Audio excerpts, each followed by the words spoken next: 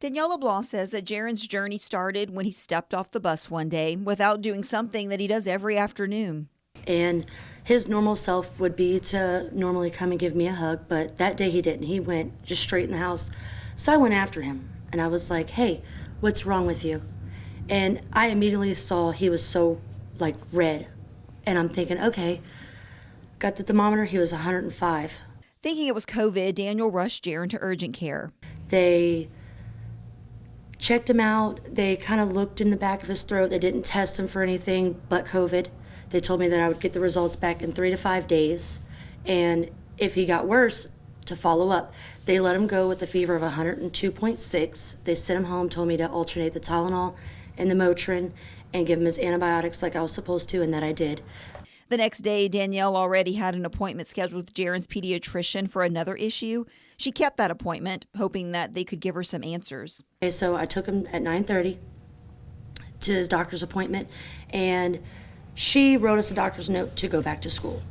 Said that he didn't have COVID, he didn't look like he was one of those people, and I was like, okay, well, I don't have no results.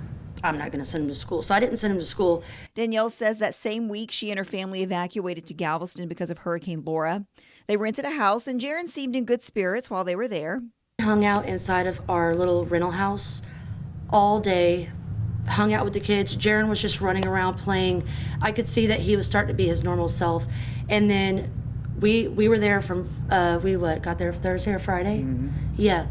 We left Saturday morning. We wanted to get a jump on it because we didn't know if there was any damage to our house. It was that car ride home where Danielle realized that Jaron was not better. He was actually getting worse. We were driving home, and kids like to pass gas, you know what I'm saying? So we kept smelling like this smell in the car, and I'm like, all right, y'all need to stop doing that because it was like a strong odor. Well, I have 3-row car, and in the 3rd row, that's where he was sitting because he automatically crawled back. I have to split 2 of my kids anyway. But he crawled in the back, and he just put his head down, and I was like, son, are you okay? And he was like, mm-hmm. And did nothing of it. So we're driving home, and all of a sudden the kids are like, Danielle, it's pouring down his legs. I was like, what? And they were like, he's got diarrhea all down his legs. So I was like, okay, and he was sitting in like a puddle of it. And I didn't know. He did not open his mouth. He did not say nothing. As soon as I got home, his fever was 105.7.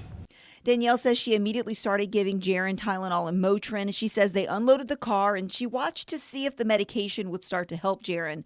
It didn't, so she brought him to the ER. And we sat there from 8:35 until almost 12 o'clock at night. They gave him some fluids because they said that he was dehydrated. They looked at him and said that he had pink eye and possibly mono, and they sent us home. This time I could not touch him. He literally bit me right here on my arm because his whole body hurt. His legs were already turning blue. Danielle and Jaron are sent back home. Well, the next morning she wakes up and she goes to check on Jaron. He's just covered in blood all in his mouth. He's got purple sores all over his whole entire body.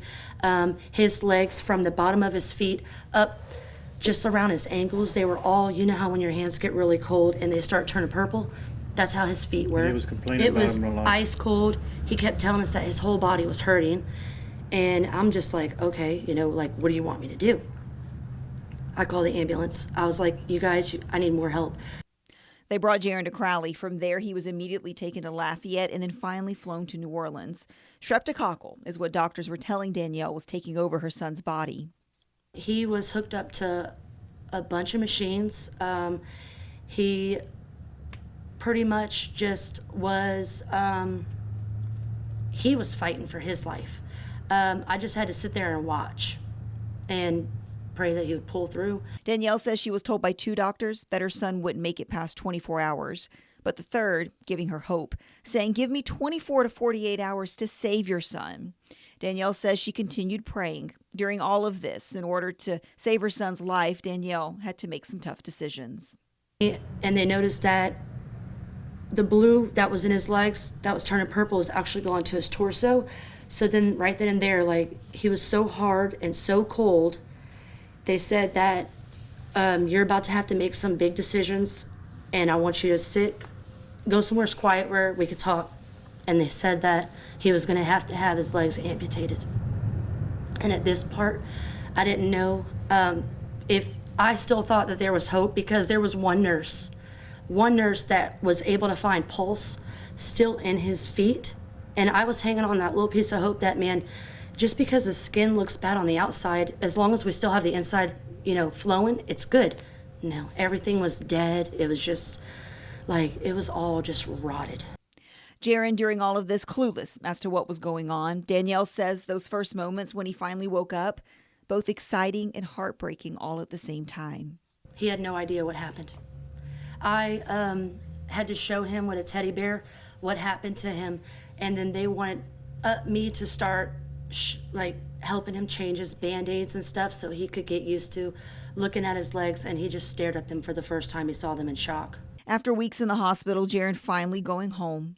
Today, a year after the ordeal, Jaron is better than ever, never skipping a beat. He is doing phenomenal. I did not think that he would ever be where he is today after all the stuff that he has been through. Every day is a constant reminder of me and him will sit in the bathroom, in the shower. He's got all these scars on his body, and I just look and I'm like, son, at least you know that the past was real, right? I said, those are just constant reminders that you made it through the struggle. And he did. He overcame it. And I'm super proud of him. I am. And every day, he continues to overcome obstacles, getting more and more comfortable with doing things on his own, despite his friends' willingness to help him out. He's amazing. Yeah. He's amazing. And all the kids want to help him. And he's to the point now where he's way more independent. And he wants to do for himself. He hops down out of his chair, goes and gets his binder when it's time, puts his homework away, whereas before somebody was doing it for him. But he does so much by himself now. It's amazing.